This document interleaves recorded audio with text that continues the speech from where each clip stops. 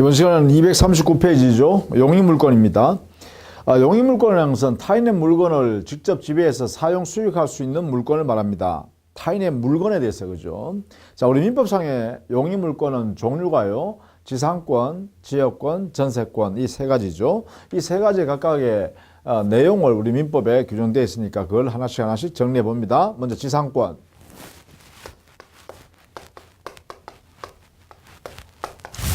자, 지상권이라는 것은 우리 교재에 보다시피요, 240페이지에 279조 규정이 있죠. 지상권자는 타인의 토지에 건물 기타 공작물이나 수목을 소유하기 위하여 그 토지를 사용하는 권리가 있다. 그렇죠? 이게 뭐 권리가 어떤 의미냐? 타인의 토지를 이용하는 권리입니다. 토지 사용권. 이게 이제 지상권이다라는 것이죠. 그러니까 토지를 대해서 직접 지배하면서 사용하는 것을 목적으로 한다. 이때 사용의 목적 대상은 뭐냐 하면 자기의 소유 건물이나 공작물 또는 수목을 소유하기 위해서 타인의 토지를 이용하는 권리다 이러겠죠.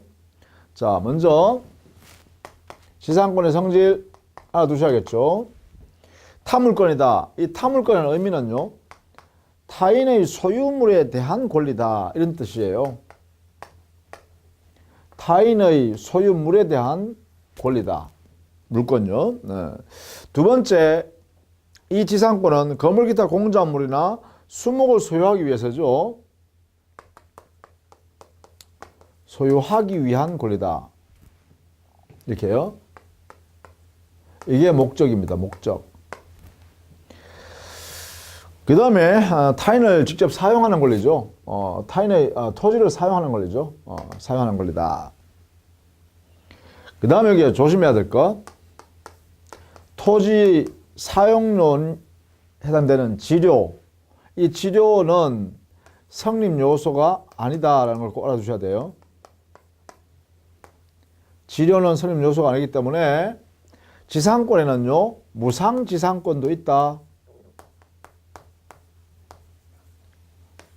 공짜로 그 타인의 토지를 사용할 수 있는 그러한 지상권도 이것도 허용된다. 자, 이렇게 정리해 두셔야겠죠. 그 다음에 물론 타 물건이잖아요. 그죠? 따라서 토지 임차권과 구별해야겠죠. 토지 임차권은 그래요, 채권입니다. 채권이니까 누구에 대한 권리냐? 이것은 토지 임대인에 대한 권리입니다. 임대인에 대한 권리. 사람에 대한 권리예요. 사람에 대한 권리. 그러나 여기에 있는 지상권이란 것은 토지에 대한 권리죠. 토지에 대한 권리. 그렇죠? 그런 면에서 본질적으로 다르다. 그 이하에 있는 것은요, 다음 페이지 242페이지에 가면 표를 가지고 이렇게 정리해 놨는데, 이것은 우리 민법의 규정을 가지고 이렇게 비교해 놨습니다.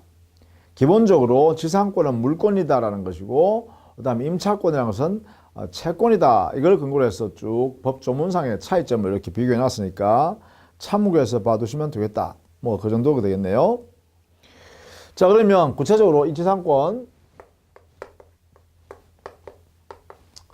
취득은요, 기본적으로 법률 행위에 의해서 취득할 수 있고요. 행위 아니면 법률 규정에 의해서 취득할 수 있죠.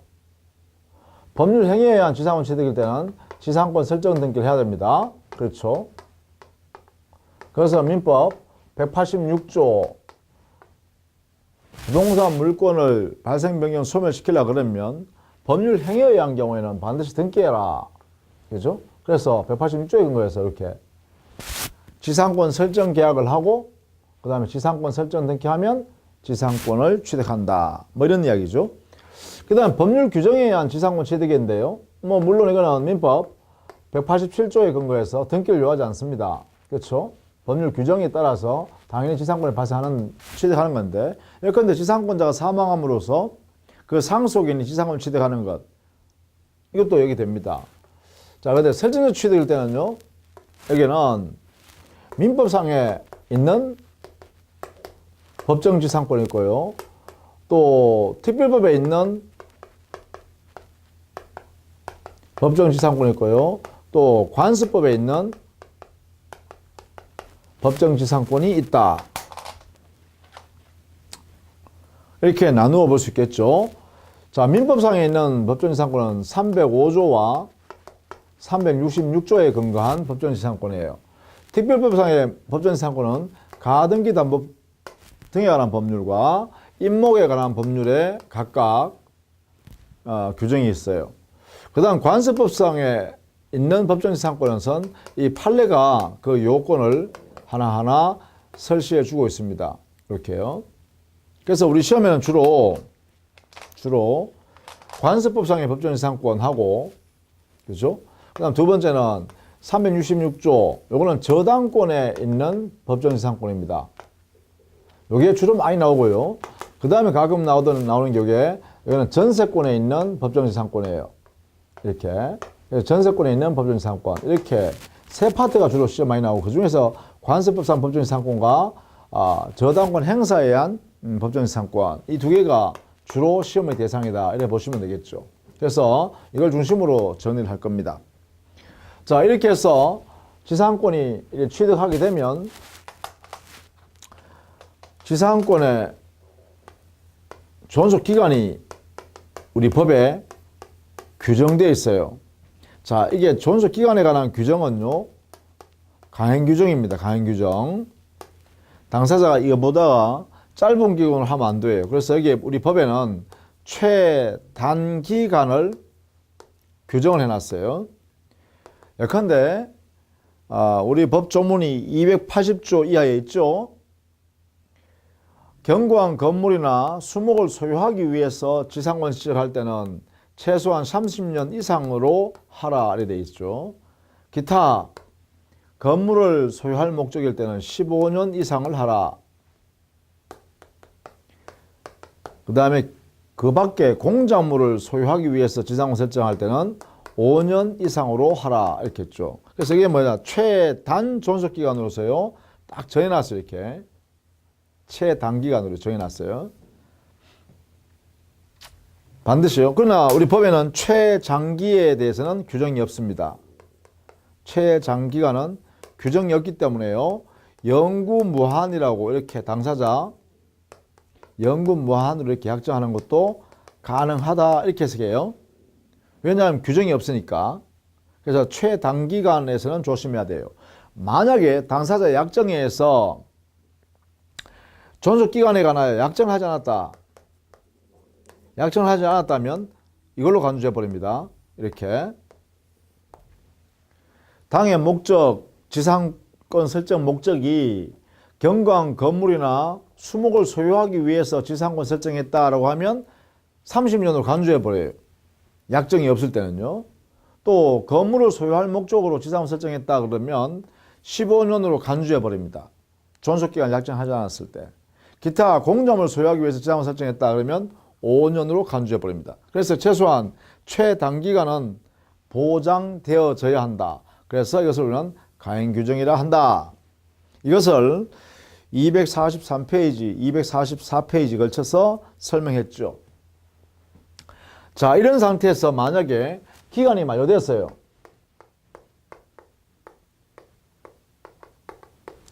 자, 기간이 만료됐을 때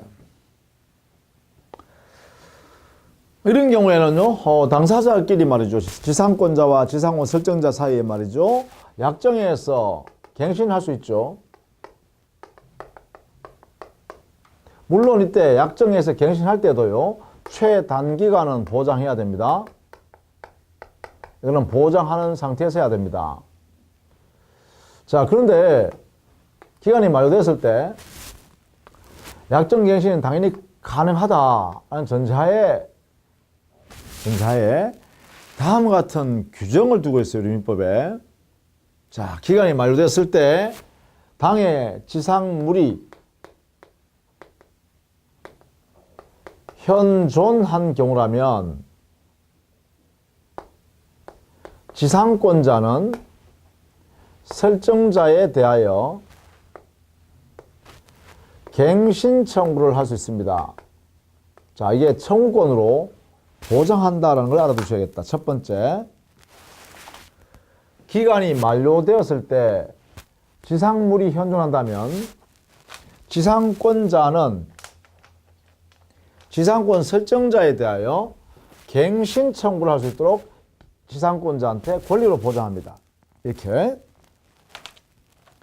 자, 이게 권리를 보장하는데 이때요, 설정자가 승낙을 하게 되면 갱신 청구요. 자, 한 번 더 토지를 지상권 설정해서 내가 계속 쓸게요. 지상권자에게 청구했어요. 설정자한테. 그러니까 지상권 설정자가 네, 좋습니다. 그렇게 하시죠. 라고 승낙하면 그게 뭐예요? 바로 약정에 의한 갱신이 이루어지는 거죠. 그래서 한 번 더 최단 존속기간을 보장하는 전자에 당사자가 존속기간을 정해서 또 한 번 더 갱신해 줄 수 있죠. 근데 문제는 뭐냐면 승낙을 하지 않고 거절하면 어떻게 될까? 자, 지상권자가 갱신 청구했을 때 설정자가 거절했을 때는 이때는 자, 거절했을 때요. 이때는 지상권자에게요. 당해 그 지상물 있죠? 이 지상물은 지상권자 소유잖아요. 그죠? 자기의 지상물을 지상권 설정자에게요. 매수하세요라고 청구할 수 있어요. 이렇게 주장할 수 있어요. 자, 이게 중요하죠? 설정자가 갱신을 거절했다면, 이렇게요. 지상권 설정자가 지상권자의 갱신 청구에 대해서 거절한 경우에는 우리 민법 규정에 의해서요. 지상권자는 이 권리를 행사할 수 있다는 거예요. 지상물 매수를 청구할 수 있다. 자, 이 청구권의 성질이 뭐냐 하면 이게 형성권이에요. 형성권이기 때문에 매매 계약이 체결돼 버리네요. 요 지상물에 대해서. 그래서 여기에 설정자는요. 여기에 매수 청구권에 대해서는 여기에는 설정자가 거절할 수가 없어요. 매매 계약 체결돼 버렸어요. 이렇게. 그래서 지상물 설정자는요. 그 지상물의 대가를 대금으로 지급해야 합니다. 하여야 합니다. 이렇게. 그리고 이 지상물 매수 청구권이라는 우리 민법에 있는 규정은요. 가행 규정이에요. 가행 규정이다 보니까 거절이 안 되는 거예요. 이게 거절이 불가능한 거예요. 설정자가. 자, 요 내용을 반드시 알아두셔야 돼요. 기간이 만료됐을 때 지상권자는 어떻게 하느냐. 뭐 두 가지 방법이 있죠. 아예 수거해서 나갈 수도 있고요. 지상권자는. 그죠? 자기 물건이니까 수거해서 토지 돌려주고 원상복구해서 돌려주고 그 위에 있는 지상물을 싹 제거해버릴 수 있습니다. 수거할 수 있어요. 수거. 이렇게 할 수도 있고 아니면 이렇게 할 수도 있다는 거죠. 바로 이렇게 해요. 지상물이 현존할 때 지상권자가 그래요. 갱신을 청구하고 1번 거기서 거절하게 되면 2번 지상물 매수 청구를 행사해서 그 지상물을 설정자한테 팔아버리고 나오면 된다. 이런 얘기예요. 이렇게요. 다만 이때요. 이 지상권자가 갱신 청구를 거쳐서 지상물 매수 청구를 하는 건데 거쳐서 합니다. 이렇게 1번 매수 청구, 갱신 청구하고 거절하면 그 다음에 지상물 매수 청구합니다. 이렇게 합니다. 이렇게. 다만 이거는요. 이거는 지상권자가 의무 위반했을 때는 안 된다. 의무 위반 시에는 이런 행위를 할 수 없습니다. 그래서 의무 위반이 없을 때 이런 내용이 실현된다. 이렇게 알아두시면 되겠죠. 그것이 여러분 교재는 244페이지 하단에 양갈로 3번에요. 계약의 갱신 거기에 283조의 규정이 있죠. 그래서 245페이지에 가면 지상권자의 갱신 청구권과 지상물 매수 청구권 이거 정리해놨죠. 먼저 갱신 청구는요. 기간이 만료되었다. 현존한다. 지상물이. 그러면 갱신 청구할 수 있어요. 이 갱신 청구에 대해서는 지상권 설정자가 거절할 수도 있고 승낙할 수도 있어요. 승낙을 해버리면 약정갱신에서 최단 존속기간을 보장하는 범위 내에서 다시 갱신이 되겠죠. 그런데 만약에 지상권 설정자가 그 갱신 청구를 거절해버리면 이때 지상권자는 지상물, 자기의 소유물인 지상물을 지상권 설정자, 토지 소유자한테 사라 이렇게 할 수 있다는 거죠. 자, 이때 지상물 매수 청구권을 행사한다 하는데 이 매수 청구권의 성격은 행성권이란 거야. 사실래요? 이렇게 물어보는 게 아니라 사 이렇게 되는 거죠. 그러면 매매가 체결돼 버린다는 거야. 그랬어요. 우리 법 규정이 지상물 매수 청구권에 이 규정을 두고 있는 이 성격이 강행 규정이란 거예요. 강행 규정이니까 지상권 설정자는 나 안 살래 할 수가 없다는 것입니다. 거절을 못한다 이런 이야기죠. 자, 이런 내용들을 여러분은 꼭 알아두셔야겠다. 자, 이렇게 해서 지상권이 유효하게 성립하면 그 효력에는 어떤 게 있냐. 245페이지 보시죠. 지상권의 효력. 거기에 첫 번째요. 지상권자는 당연히 토지를 사용할 수 있는 권리잖아요. 그래요. 토지 사용권이 있습니다. 이 가장 본질적인 내용이죠. 이때 그 토지를 사용하면 바로 옆에 있는 인접한 토지 소유자나 이용자하고 분쟁이 생길 수 있으니까 부딪힘이 있을 수 있죠. 이때는 상린관계 규정이 준용됩니다. 인접한 부동산 소유자 사이에 상린관계 규정을 우리 민법의 소유권에서 규정해놨죠. 그 상린관계 규정이 지상권자에게도 그대로 준용된다. 그 다음에 지상권자가 타인 누군가로부터 침범을 당했다, 침해를 당했다, 지상권 행사를 방해당했다라고 하면 이 지상권자는 당의 토지를 점유하면서 지상권 행사하는 거니까 점유권을 침해당한 것도 되고 지상권을 침해당한 것도 되겠죠. 그러니까 지상권자는 점유권에 기한 물권의 청구권뿐만 아니라 지상권에 의한 물권 청구권도 행사할 수 있다. 이래 되겠죠. 그죠? 그래서 이것을 두 개 다 선택적으로 마음대로 행사할 수 있다. 이걸 경합을 인정한다. 이렇게 표현하죠. 그것이 245페이지의 제일 하단에 동그라미 3번에요. 거기에 정리해놨어요. 점유권과 그다음에 지상권에 의한 물권 청구권. 이게 두 개 다가 병존하며 경합한다. 그래서 마음대로 선택해서 행사할 수 있다. 그죠? 반환, 제거, 예방 청구권. 그 다음 두 번째 다음 페이지 가보시죠. 지상권자가 처분행위를 마음대로 할 수 있습니다. 지상권의 처분이라고 하는데 그 지상권의 처분이라는 것은 첫 번째 지상권 자체를 양도하는 것을 처분입니다. 지상권자가 지상권 그 자체를 양도하는 거예요. 두 번째는 지상권자가 그 지상권의 대상인 토지를 지상권 존속기간 내에서 임대하는 것도 처분이라고 합니다. 토지 임대하는 거죠. 지상권자가. 세 번째, 지상권을 대상으로 해서 저당권을 설정해 주고 지상권자가 돈을 빌려 쓸 수 있어요. 우리 민법에는요. 지상권을 대상으로 하여 저당권을 설정할 수 있다고 허용합니다. 그러니까 저당권자에게 지상권 설정해 주고 지상권을 저당권의 대상으로 설정해 주고 돈을 빌려 쓸 수 있다. 이것도 지상권자의 처분행위다. 이런 행위를 지상권자는 할 수 있다는 것입니다. 만약에 지상권 설정 계약 당시에 이러한 지상권자의 처분 행위를 금지하는 약정을 했더라도 이 지상권자의 처분 행위는 보장됩니다. 그래서 처분 못한다고 금지 약정을 했다 하더라도 지상권자는 지상권을 양도할 수 있고 지상권의 범위 내에서 임대할 수 있고 또 지상권 위에다가 저당을 설정하고 돈을 빌려 쓰는 것도 무방하다 이 말이에요. 이렇게 우리 규정을 하고 있어요. 그래서 거기에 교과서에요. 양갈로 2번에 동그라미 2번 지상권의 양도, 임대, 담보 제공이 가능한데 마지막 부분에 보세요. 거기에 이 규정은 편면적 강행 규정이기 때문에 지상권자에게 불리한 내용의 약정을 하더라도 그것은 그 약정이 무효다. 이게 무효니까 지상권자는 당연히 약정해도 이런 행위를 할 수 있다. 이렇게요. 자, 그 다음에 양갈로 3번에 치료 지급 의무입니다. 지상권자가 당해 타인의 토지를 사용하니까 그 사용 대가로서 금전 기타 물건을 교부하기로 약속했으면 그걸 지료라 그래요. 자, 이때 지료에 관해서는요.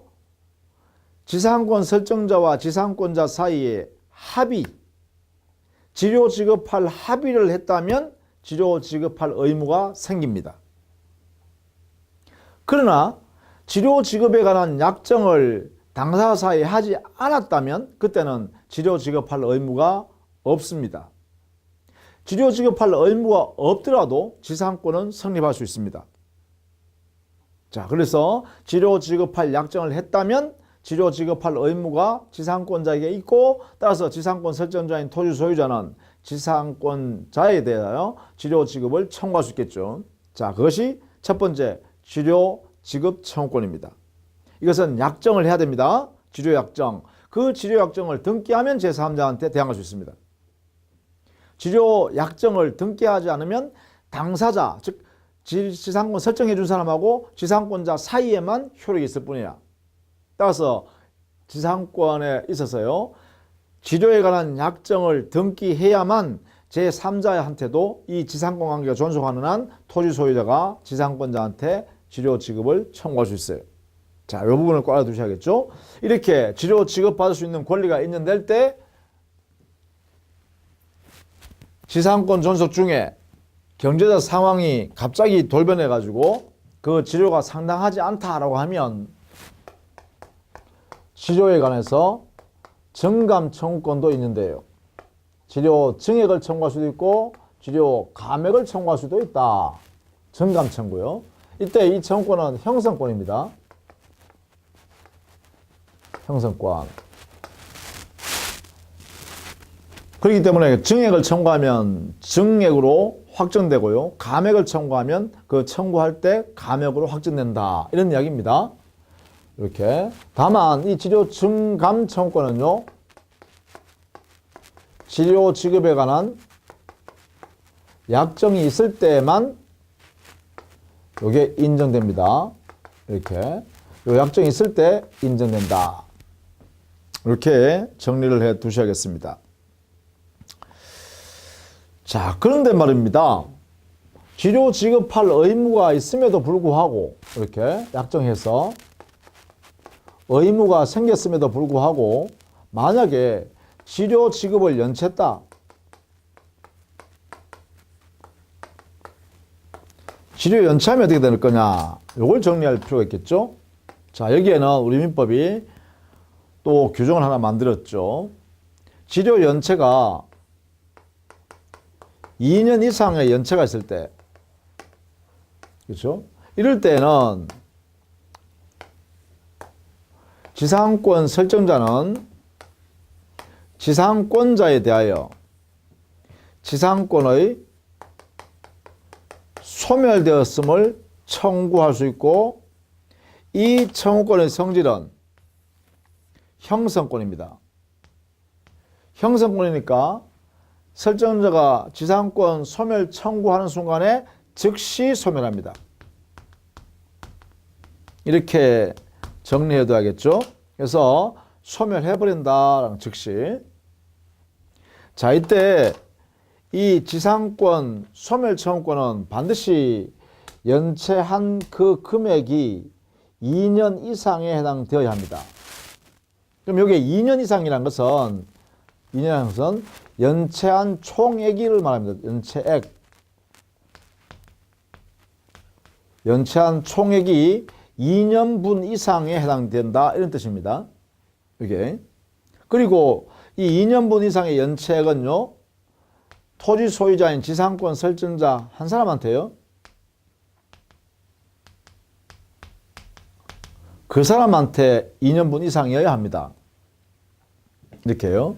만약에 지상권 설정자가 당의 토지 소유권을 타인에게 양도한 경우는요, 양수인과 양도인 각각 걸쳐서 합치니까 2년분이다. 이러면 안 돼요. 지상권 설정자가 당의 토지를, 그 토지를 양도했다면 당의 양수인에 대하여 지상권 소멸 청구권을 인정해주기 위해서는 지상권 대상인 토지를 양수받은 그 양수인에 대하여 2년분 이상의 연체액이 있을 때 그 양수인이 지상권 소멸을 청구할 수 있다. 이렇게 된 거예요. 종전의 지상권 설정자와 자기, 즉 양수인 사이에 연체 금액을 합친 금액을 말하는 것은 아니다라는 것이죠. 조심해야 됩니다. 자, 요거요. 치료 지급 약정의 의무가 있고 그 의무가 발생되어 있는 상태에서 치료 연체가 2년분 이상일 때 총액입니다. 총액. 그럴 때는 설정자는 지상권자에 대하여 소멸을 청구할 수 있고 그 소멸 청구는 형성권이기 때문에 즉시 소멸한다. 요 내용을 반드시 알아두셔야 됩니다. 그것이 여러분 247페이지 재료에 가면 관련 조문과 관련 정리해놨죠. 지상권자가 2년 이상 치료를 지급하지 아니한 때라는 것은 체납된 치료액의 통산 합쳐서 2년분 이상을 의미한다. 그리고 거기에 바로 밑에 판례가 있죠. 지상권자의 치료 지급 연체가 토지 소유권 양도 전후에 걸쳐져 있어서 토지 양도인과 토지 양수인, 종전의 지상권 설정자와 지금 현재 토지 소유자인 양수인 이 두 사람의 연체금에 합쳐가지고 2년분일 때는 안 된다 이거예요. 토지 양수인 한 사람에 대해서 2년분 이상의 연체액이 됐을 때 이 지상권 소멸 청구를 할 수 있다는 것입니다. 자, 요 내용들을 반드시 알아두십시오. 요건 대단히 중요한 조문이다 이거죠. 2년분 이상의 연체. 자, 그 다음에 지상권 소멸이요. 지상권의 소멸 원인은 일반적 물권의 소멸 원인이 다 적용됩니다. 예컨대 당의 토지가 포락되어서 멸실되었다. 그러면 당연히 지상권 소멸하죠. 또 지상권이 혼동 때문에, 즉 지상권자가 당의 토지 소유권을 취득했다. 그러면 혼동의 결과로서 지상권이 소멸하게 되죠. 또 지상권은 20년간 행사하지 않으면 소멸시효가 완성되어서 소멸해버립니다. 이런 것도 당연히 소멸하겠죠. 또 지상권 존속기간이 만료되면 원칙적으로 지상권 소멸합니다. 또 약정 소멸 사유를 정해놨는데 그 사유가 발생하면 소멸합니다. 뭐 이런 등등이 있겠죠. 자, 그 다음에 이게 있었죠. 소멸하는 거. 치료 지급할 의무가 있는데 2년분 이상의 연체가 되어서 지상권 설정자가 지상권의 소멸 청구를 함으로써 즉시 소멸할 수도 있죠. 자, 이렇게 지상권 소멸되면 당연히 지상권자는 그 토지 위에 있는 자신의 지상물의 수거하여야 할 의무가 있고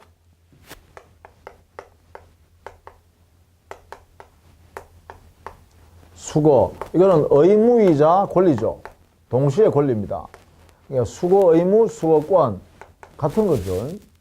이게 기본입니다. 왜냐하면 당의 토지를, 그 지상권의 대상인 토지를 원상태로 돌려줘야 되죠. 원상 회복해줘야 된단 말이에요. 그죠? 그러니까 원칙적으로 지상물 수거해서 당의 토지를 반환한다라는 것인데 여기에 중요한 게 있습니다. 자, 이렇게 해서 지상권을 수거하는데요. 그런데 반대로 이렇게 할 수도 있다는 거죠. 지상권자나 지상권 설정자는 당의 그 지상물을 팔고 가라, 사세요 라고 할 수 있다는 거죠. 이게 인정됩니다. 지상권자는 지상물 매수를 청구할 수 있고, 자, 이때요. 지상권 설정자에게도 지상물 매수 청구를 인정한다는 걸 아십시오. 예컨대 이때는요. 지상권 존속기간이 만료됐다.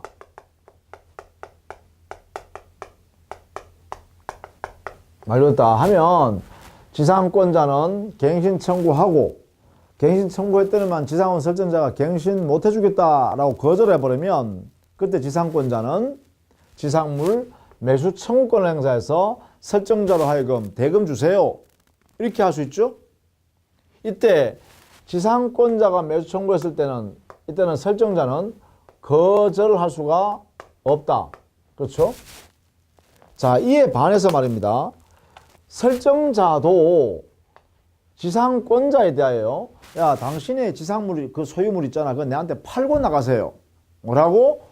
주장할 수 있는 권리를 똑같이요. 지상물 매수 청구권이라고 그래요. 그래서 지상물 매수 청구권은 지상권자에게도 인정되고 지상권 설정자에게도 인정된다.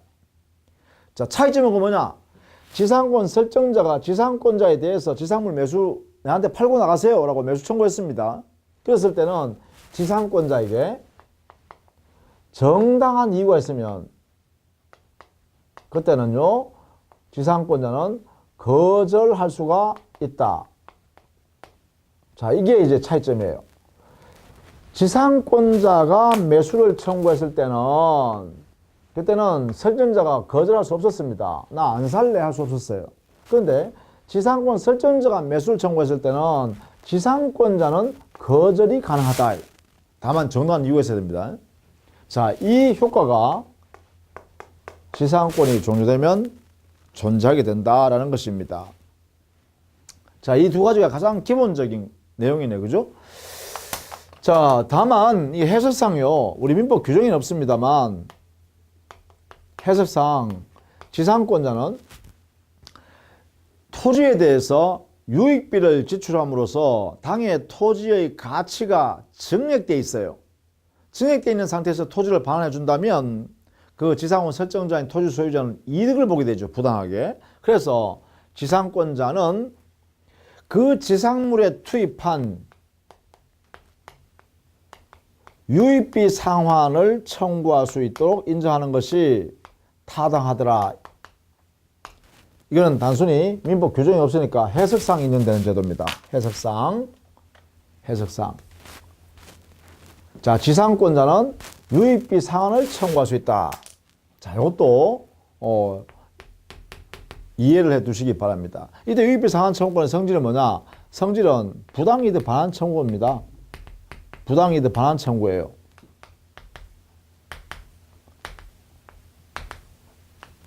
성격은요. 그러니까 정당한 상태로 돌리기 위해서 하는 거니까 해석적으로 보더라도 이것은 인정하는 것이 타당하다 이렇게 했죠. 이렇게요. 그것을 우리 교재에 정리해놨네요. 자, 이렇게 했어요. 기본적으로 지상권의 의미를 쭉 한번 살펴봤어요. 그죠? 성립하는 모습, 즉 지상권을 취득하는 모습, 그 다음에 성립했을 때 지상권은 존속기간, 그리고 지상권자의 권리, 그 다음에 지상권 소멸했을 때 지상권자와 지상권 설정자의 관계를 정리했죠. 그죠? 자, 이런 내용들이 우리 민법에 지상권의 효력 또는 지상권의 내용으로 규정이 되어 있다. 자, 다음 시간에는요, 특수지상권을 정리하도록 하겠습니다. 자, 수고 많으셨습니다.